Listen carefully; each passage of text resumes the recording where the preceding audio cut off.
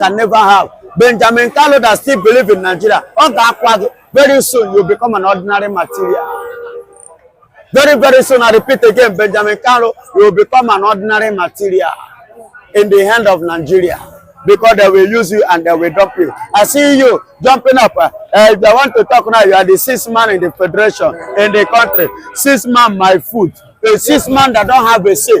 A sixth man that cannot speak. A sixth man that don't have a contribution. What they sign, the signature that is written on the wall and endorsed and stamped by the Fulanis, the Janjaweeds of Nigeria, what they have given to Benjamin Kalu, who still believe and is still fooling himself in the corridor of Nigerian, corridor of power, or they may say in politics. I'm happy for how they messed him up. And this is one of the reasons why somebody like me, from what I learned from Mas himself, the leader of himself, the capo of the jungle, the king of the heroes, you understand? With what I learned through him, and I discovered, and that reset my mental organism. Now listen and listen good and listen very carefully. Nigeria, Benjamin Kalu is moving a motion of rotation. How do you intend to rotate it? You want to give Igbo man an opportunity to rule Nigeria? Is Nigeria a country for Igbo man?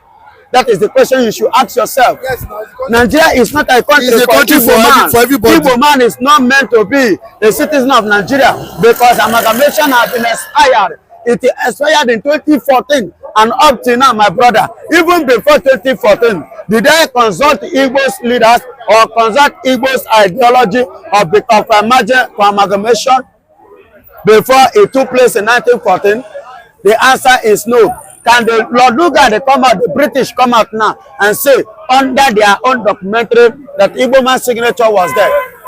Did they have any evidence to prove for that? They don't have. Of course, they don't have.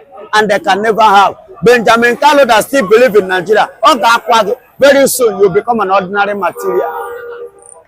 Very, very soon, I repeat again, Benjamin Kalu will become an ordinary material in the hand of Nigeria. Because they will use you and they will drop you. I see you jumping up. If they want to talk now, you are the sixth man in the federation, in the country. Sixth man, my foot. A sixth man that don't have a say. A sixth man that cannot speak. A sixth man that don't have a contribution. Which his idea is nothing before the people of the country you are claiming that you are sitting. What makes you a citizen of the country? Are you not proud that the sixth man in Nigeria is from the southeast? Are you not happy as a guy? Why should I be proud when the number one is not number one? How can you that's supposed to be number one see yourself in the position of number 6 and you are happy? In the class of the papers, after the exam, the result come out, you say you took position, then you go and be throwing party. Then if you throw party, what will number one do? The person that collected first position, what will he do? So if you that collected 6th position in the class is throwing a party, you are the most foolish person I ever see. Biafra is not meant to be number 6. We are meant to be number 1. And let me tell you, Biafra is older than Nigeria. We are over 500 years before the amalgamation of Nigeria in 1940. Why should I become a third class or even a slave in a country that I suppose the Lord has made me to be the number 1? And since you did not see me or you did not recognize me, you did not see any potential in me, you did not see any qualification in me, you did not see any good thing in me, you did not see anything, any leadership in me, you didn't find anything good about me, my dear, there is no need of me and you being together. If you don't see any importance in me, I don't supposed to have business with you because it will remain invalid. So what is the essence of deceiving the people? Deceiving myself. For how long will I continue to do this? And let me tell you, Benjamin Kalu, it is the high time you stop fooling yourself. And it is high time you stop parading yourself, around all these people. Baba, it's you that is fooling yourself. They know whom you are. And they know where you belong. And they know where they have placed you. So stop, catapulting yourself, making yourself relevant in a place where you are not relevant, where you are not useful. Benjamin Kalu, give yourself sense of belonging. I want you to understand one thing, that you are a Biafra. No matter how you parade yourself, no matter how you deceive yourself, that the Fulanis still know you as an Igbo man. And being an Igbo man, you are a Biafra. Being a Biafra, you are not welcome in the country called Nigeria. Yes, it's just already. If he's not welcome, like so how did he become the number 6 man in Nigeria? If he's not welcome. Excuse me. Because why not? Excuse me. Why should I allow him to become number 6? But the same person that come from the same tribe was not allowed to become number 1. Do you think that Nigerian politicians don't know what they are doing? The Janjaweeds don't know what they are doing. The Zoo don't know what they are doing. They know what they are doing. To you, you feel that they don't have sense. They are wiser than you.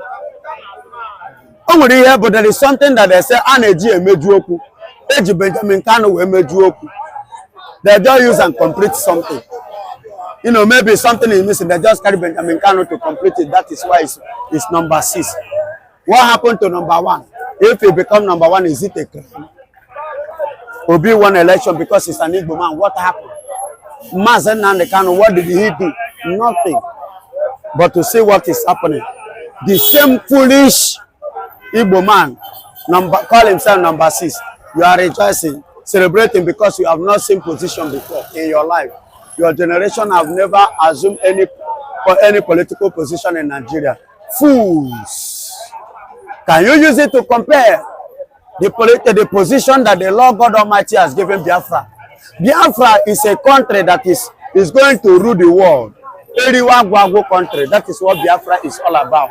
Eriwa. Let me tell you, take away the resources from the southeast and let me see what will become of Nigeria. I put it to you again. Take away all the resources that is from the southeast and tell me within the few days and watch Nigeria, how Nigeria will become. What will be the state of Nigeria? The national cake they are sharing, and they have been sharing it up to this very moment. Now, as I speak to you, the national cake. Where is the national cake coming from? So, is the Southeast not benefiting from the national cake? The Southeast is not benefiting. Go to Niger that I want you to mention any oil well that belong to any Southeastern governor, or it belong to David Clark, or they belong to or belong to Ojos or Kalu. Mention one. Ojos or Kalu do not have any oil well. The people that have oil well, Sultan of Sokoto, IBB, Buhari, Tampuwa, Nakaraya, or what was his called? And many of them like that. I'm not telling you lies. Abu Salam asks, he has an oil well. Even Tinubu today will have his own oil well. Do you understand? Then mention one that belongs. Don't you have been forgotten that during Jonathan, after Jonathan tenure, when Buhari entered, some of the Jonathan things was collected from him. By who? By Muhammadu Buhari. True of us, we are in this country. So what are we saying? But I think they've returned them back. They have not. They have not returned it. Which government returned it? Is it the Buhari that sees it that returned it? This one is just 2 years. And this one have not even gotten to it. A lot of people said it has been returned. That's why President Jonathan is drawing out support for Tinubu for 2027. Do you know why he's supporting Tinubu? Patient. Jonathan is not supporting Tinubu because he have a good heart to support Tinubu. He's mocking Nigeria indirectly. In case you don't know, Patient Goodluck Jonathan is mocking Nigerians indirectly because when her husband was in power, Nigerians by the same man called Tinubu, are you getting it? By the same man called Tinubu sponsored war dancing in Ojota to vandalize and to spoil, to scatter his tenure. That was why. Remember what Jonathan said? He said that Nigeria will remember him. It's Nigerians not remembering him. That is why he's telling you, the man that have afflicted you with hunger and pain. That is why he's saying, I am endorsing him to continue again, to afflict you. Because you people have opportunity, you do not do what. Value what I have given to you people, then face the pains. So it's mocking Nigerians indirectly. Well, we saw, recently, Soludo welcoming Tinubu to the southeastern part of Nigeria, Anambra to be precise, and there were a lot of projects that were commissioned, and we would know what the Igbos they want by what the Nigerian government releasing Nnamdi Kanu, and at the same time Nnamdi Kanu wants what development in the southeast. But do you not think if Tinubu and his government are ready to do this, do you think that there will be change of heart for the Biafrans? My brother, let us be sincere whenever we are asking questions or contributing. Let me tell you this. In Tinubu government, especially in this government and the way Nigerian government are running their package, I don't see justice coming out in this matter. In the case of Mazen Nnamdi Kanu, yes, Soludo can decide to endorse anybody of his choice. That is his own personal opinion and personal choice. But that is not the choice of the people of the Biafrans. We have our leaders because Soludo is never our leader and he can never be one because he's not qualified. He doesn't have the criteria. So whosoever he chooses, that is his own personal opinion. We have no business with that. We the Biafrans have no business with that. We have our own choice and we know our leader. And when we see our leader, we know our leader. So Soludo, whatsoever he like, let him endorse. That is his own personal cup of tea. That is his own personal cup of tea. I have no business, neither am I against him. He have his own free life and free choice. So which, if he endorse Tinubu, that concerns him. But me, I am not endorsing Tinubu. I am not endorsing anybody in Nigeria because I am not a Nigerian. I am endorsing somebody like Mazen Nnamdi Kanu, and one and the only leader that the Igbos have ever gotten on this planet Earth for a very long time. I think the intention of Benjamin Kalu, the person who proposed that bill, is to ensure that each zone of this country have their own share in the presidency. A situation whereby a particular zone we held on to the presidency for years without any other zone tested that position. That is the intention. But now the question there is that would that solve the problem of Nigeria? Will Nigeria vote in line with ethnic and regional line? The answer is no. If you watch the people even that has produced the president in this country, talking about the North, Katsina as a state has produced two military head of state and one president. Two persons occupying that the position of the president. Yet, if you go to Katsina today, you will see poverty rearing its ugly head. You will see people begging on the street, children. So what are we talking? What am I trying to say? It is not our problem. I think this particular energy they are wasting in trying to bring up the bill should have just helped them. They should have channeled that energy in our electoral laws. The electoral laws, because the Court of Appeal and the Supreme Court in 2023 general election has raised some issues that will give the National Assembly the clue on how to amend our electoral law so that we get it right in 2027. So if you are telling Nigeria that Nigeria knows who is competent, whether you are from the North, if you watch 2023 election, what happened? P2B received the necessary support from the North, from everywhere. Nobody is talking about, because they know that Nigeria knows that if you are competent, you are competent. So that one, I think that bill is misapplication of a priority as far as I'm concerned.